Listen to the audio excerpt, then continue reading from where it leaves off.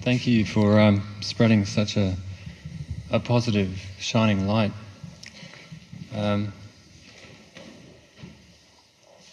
My question is a fun kind of question. I was wondering, is it possible to have a conscious conversation? Yes? Yes?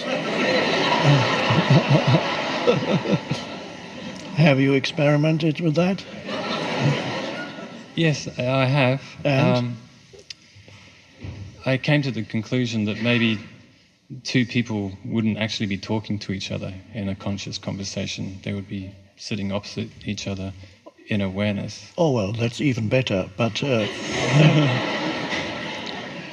conscious conversation is basically a conversation where, let's say it's between two people, each person is not identified with their viewpoint, their perspective, their mental position. They put forward their perspective, their positions, their viewpoints without any sense of self in it, because they don't need that, because their sense of self is derived from the presence that they can sense throughout the conversation in the background of their being.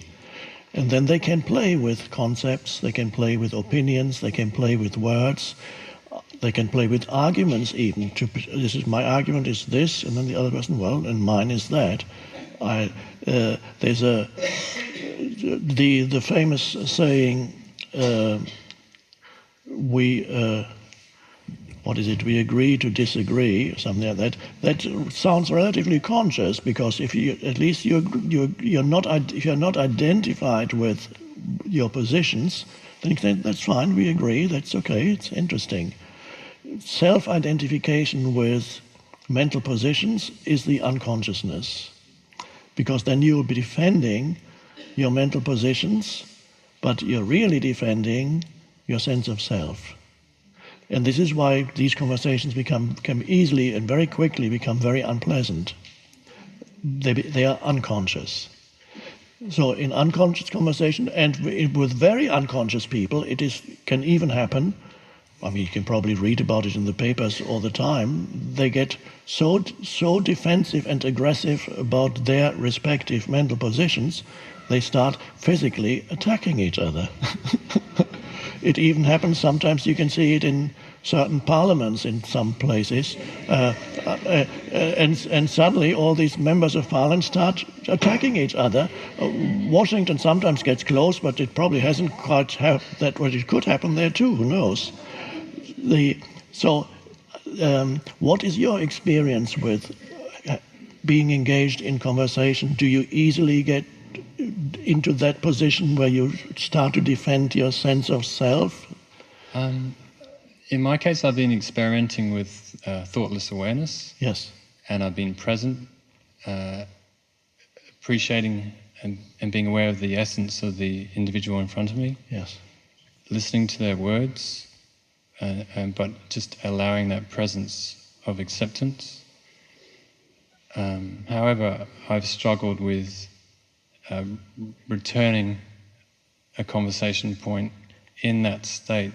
Yes, that's right. And that's where the real practice begins.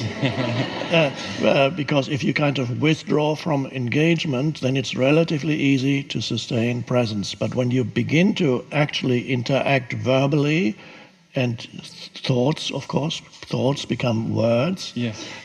Then the real practice begins, and especially if you engage in a conversation with certain things that you feel strongly about.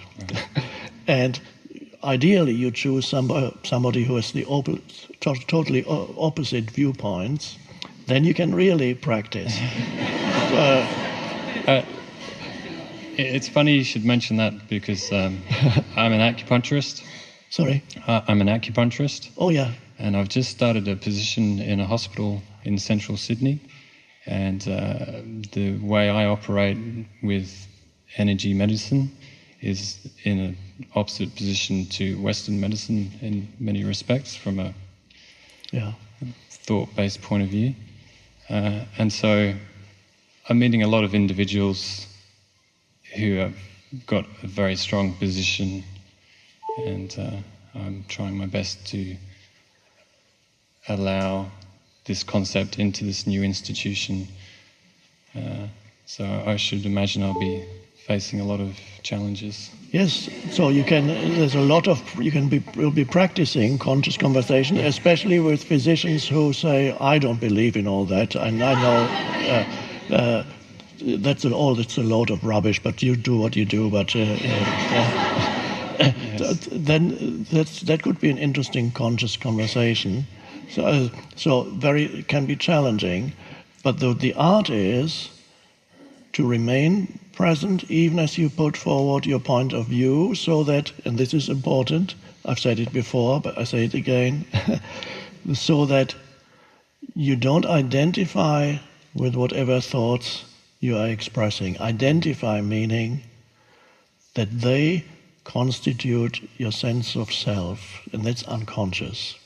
That is self-identification with thinking. That's the essence of unconsciousness. And so in order to counteract that, because there is an enormous pull when you start arguing with somebody or they argue with you, there needs to be a high degree of alertness in you, and that alertness is presence. And that alertness needs to be there, and then the words need to come out of that state of alertness, so that you don't get...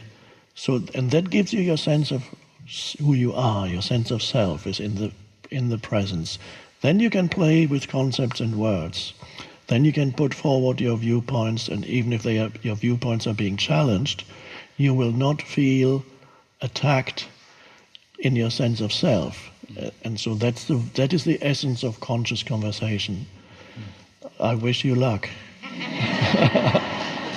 Thank you very much. Thank you.